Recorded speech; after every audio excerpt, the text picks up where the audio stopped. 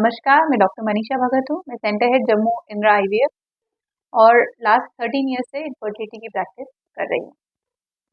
ये वीडियो बाकी सब वीडियो से अलग है बिकॉज हम इसमें एक ऐसी चीज़ के बारे में बात करेंगे जो प्रोबेबली डायरेक्टली तो इनफर्टिलिटी नहीं कॉज करती, बट इनफर्टिलिटी के अराउंड 40 से 50% लोगों में इसको देखा गया है। क्या है ये? स्ट्रेस। इसके बारे में अगर हम बात करें तो कई बार पेशेंट्स मुझसे पूछते हैं, मैम हम इनफर्टिलिटी का ट्रीटमेंट ले रहे हैं, हमें स्ट्रेस हो रहा है, क्या इस स्ट्रेस से हम नेगेटिव हो जाएंगे? क्या इस स्ट्रेस से हम प्रेग्नेंट नहीं हो पाएंगे? क्या इस स्ट्रेस के कारण हमें बच्चा नहीं हो रहा है? या मैं या वो पूछते हैं कि इनफर्टिलिटी है तो इसके कारण हमें स्ट्रेस हो रहा है। तो ये एक बहुत डिफिकल्ट क्वेश्चन है आंसर करने के लिए। क्या स्ट्रेस के कारण इनफर्टिलिटी होती है? ये कई रिसर्च हुआ है इसके ऊपर, जिनमें से पाया गया है कि जिन लोगों को स्ट्रेस होता है प्रॉब्ली उन्हें टाइम टू प्रेगनेंसी यानी कि बच्चा होने में टाइम जो लगता है वो बढ़ सकता है। ऐसे हार्मोन्स प्रोड्यूस होते हैं जिससे इनफर्टिलिटी हो सकती है, बट 100% हम नहीं कह सकते कि स्ट्रेस से इनफर्टिलिटी होती है। तो अब हम दूसरे पार्ट ऑफ क्वेश्चन पे आते हैं, वो है क्या इनफर्टिलिटी से स्ट्रेस होता है? Definitively yes. अराउंड 40 से 45% of infertile couple stress, depression, anxiety और अदर साइकेट्रिक एलिमेंट्स से सफर करते हैं। क्यों होता है डिप्रेशन? क्यों होता है स्ट्रेस?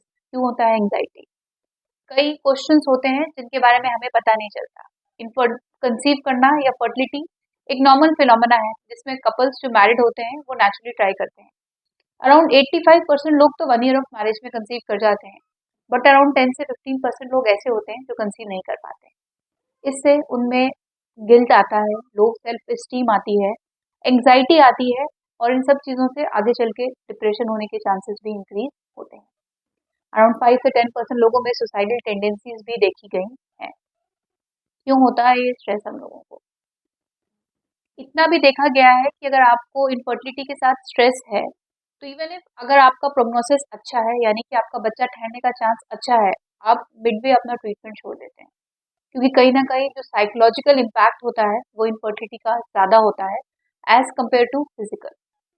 पेशेंट्स फील करते हैं कि उन्हें बेबी शावर्स में बुलाया नहीं जाता है, जब कहीं पर भी जाते हैं एक सोशल स्टिग्मा की तरह इनफर्टिलिटी को देखा जाता है।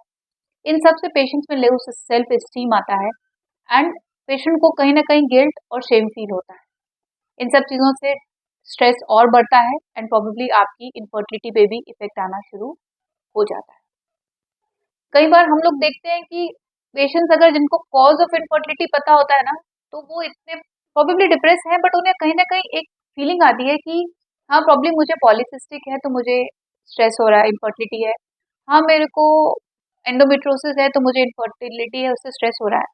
बट वो लोग जिनमें कोई कॉज इनफर्टिलिटी का नहीं पाया जाता है यानी कि अनएक्सप्लेन इनफर्टिलिटी, उनको सबसे ज़्यादा स्ट्रेस होता है। बिकॉज उनका कहना है कि मैडम आप हमें कॉज बताइए।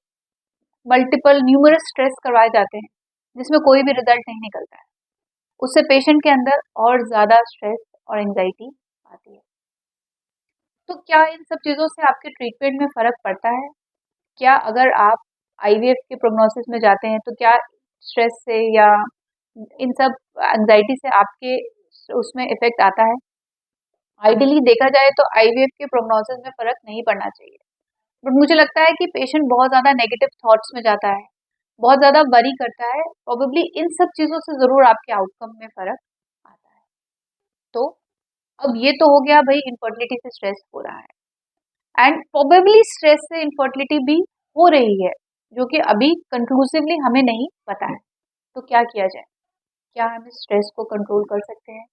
हम ऐसा क्या करें जिससे हम बेटर हों? ये स्ट्रेस मैनेजेबल है? अगर आप जानना चाहते हैं कि ऐसा क्या टेक्निक्स हैं जिससे आप स्ट्रेस को मैनेज कर सकते हैं, तो उसको जानने के लिए वीडियो का सेकंड पार्ट देखिए। धन्यवाद।